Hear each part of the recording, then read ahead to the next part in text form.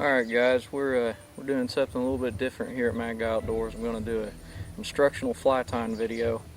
I'm going to maybe start something a little new here. Basically, we're big time bass fishermen around. This is in Kansas, so we don't have just a whole lot of trout streams or rivers. But this is probably one of my main go-to flies. I fish a lot of shallow water. So I don't really put a lot of weight on my flies, especially in creeks. You know, you're only fishing normally 3 to 4 foot of water. So came up with this little fly. I call it a blind Clouser. It doesn't have any barbell eyes, no weight on it at all other than the hook material. But this one I tied on a 1/0 saltwater hook. You do want a real strong hook, heavy gauge wire. They will hit the fire out of these things, so you don't want your hook bending, and you do have the potential of catching really big fish on these. So we're going to try to duplicate this one, but this time I'm going to use a Gamakatsu. This is a size 1 stinger hook. There again, it's a pretty heavy wire hook. Brand new package here. Let me get it open. We'll be using, this is Danville thread 210. I think it's a flat wax nylon thread. I think this is a fire orange if I remember right. That's the color of this. We'll be using just kind of a variety of bucktail here. This is red. I have a little bit of yellow. I don't know if I'm going to use that yet or not. Got natural, your white. Got a little bit of flash just to put in there. Main thing is you want it to look like a wounded bait fish. That's pretty much the main thing. So anything, you can tie this with a crazy variety of colors if you want. But smallmouth and largemouth will kill this fly. Okay, so you're going to start your thread base right behind the eye of the hook. Just wrap directly over. I call this the tag end. This that I have in my hand right here in my left hand. You wrap it back to about 1/3 of the way down the hook shank. Come in here, snip that off close.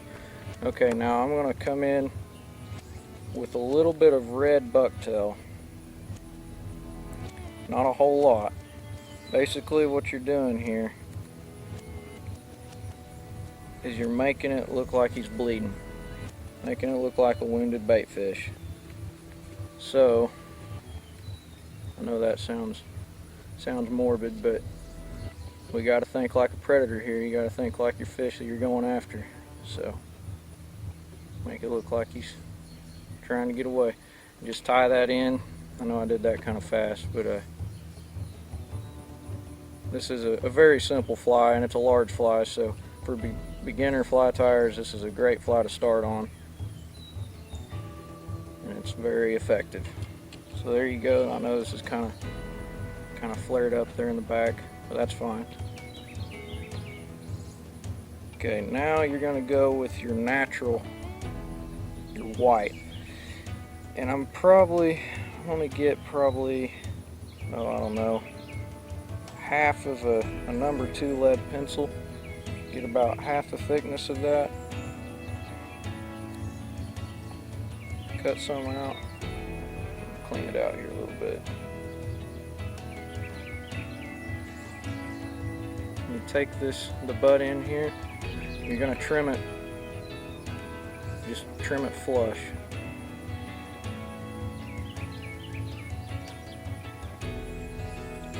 I like that. Can you see that?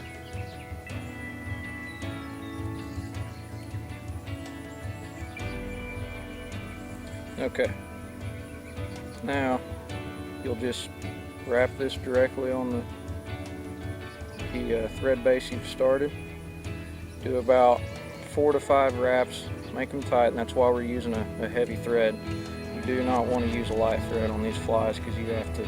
Bucktail is notorious for trying to turn on your hook, and it'll just mess your fly all up.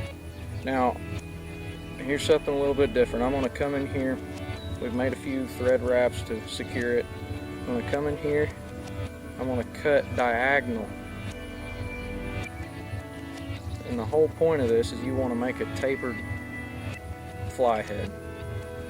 And you just come in here and you cut diagonal.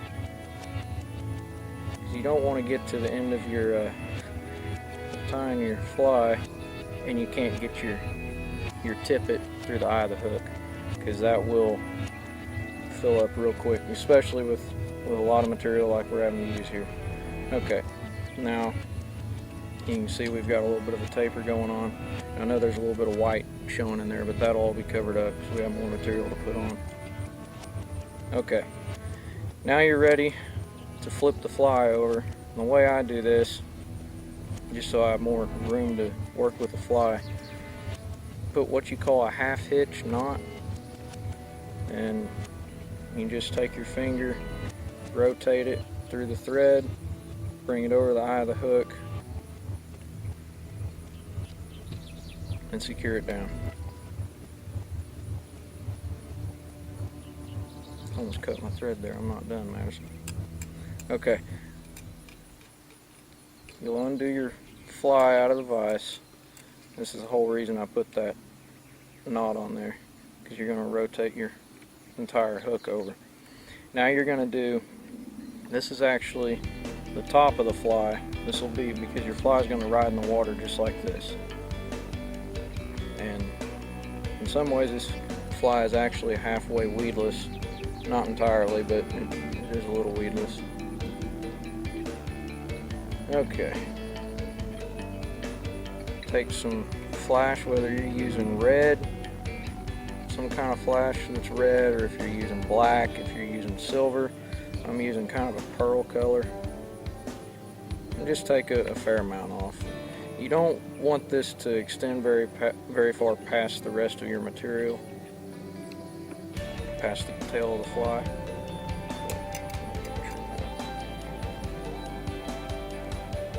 Just come in, just tie it in, do a few wraps there, just like so. Okay, I've decided I'm going to use, it's kind of a natural color. This is the back side of my yellow bucktail. This is kind of, whenever they dyed it, it kind of turned it a little bit of a yellow color. The brown fur, it turns it a little bit yellow. So just come in here and try to get the longest hair you can. And there again, about the same that we did on the white for the belly of the fly.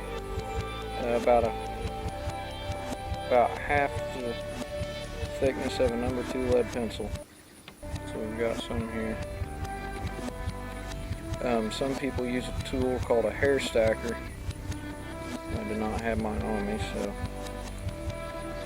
But, and all that does is it makes all the butt ends of the hair, it makes it all even for you.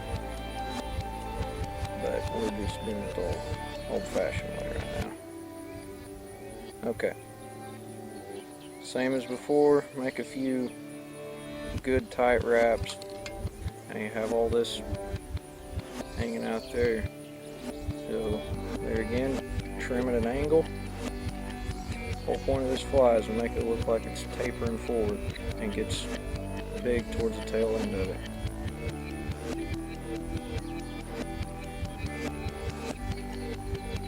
And this is one of my favorite flies to fish with. The strikes on this fly are, it's pretty incredible. It's hard to beat. Okay, now you're just gonna, we have a little bit of material showing there. Can you see that? But we're gonna build the head of the fly right now.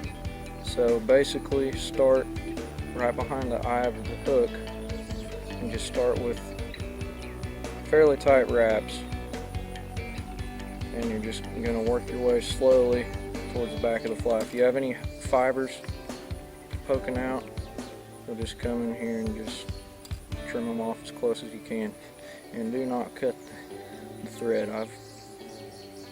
I've been known to do that a time or two.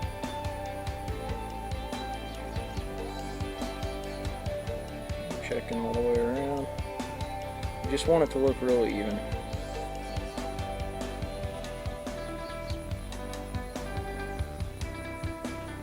About like that. See all the way around there, we look pretty good. Okay, now to finish the fly off, I'm going to use a 1/2 hitch. Let me actually do another one. Okay, now I'm going to do, it's kind of an improvised, it's called a whip finish. Basically what it is, it's knots on top of each other, just over and over. And the way I do it, I take my index finger and my middle finger, and I'll just spin around like this.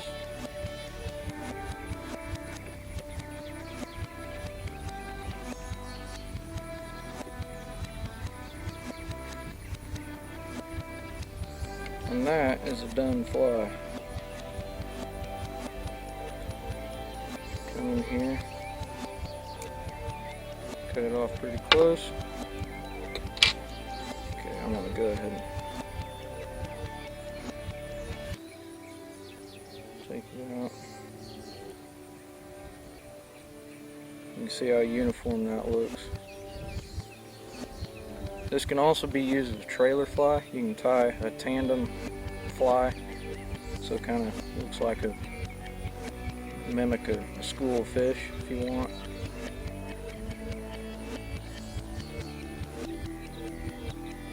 If you're going to do that though, you're going to want a heavy rod. Now I'm putting on my head cement and just coat the head of this fly. I mean, you do not want this fly coming apart, so it's the most vital part right here, other than your knots. It'll give it a good glossy finish.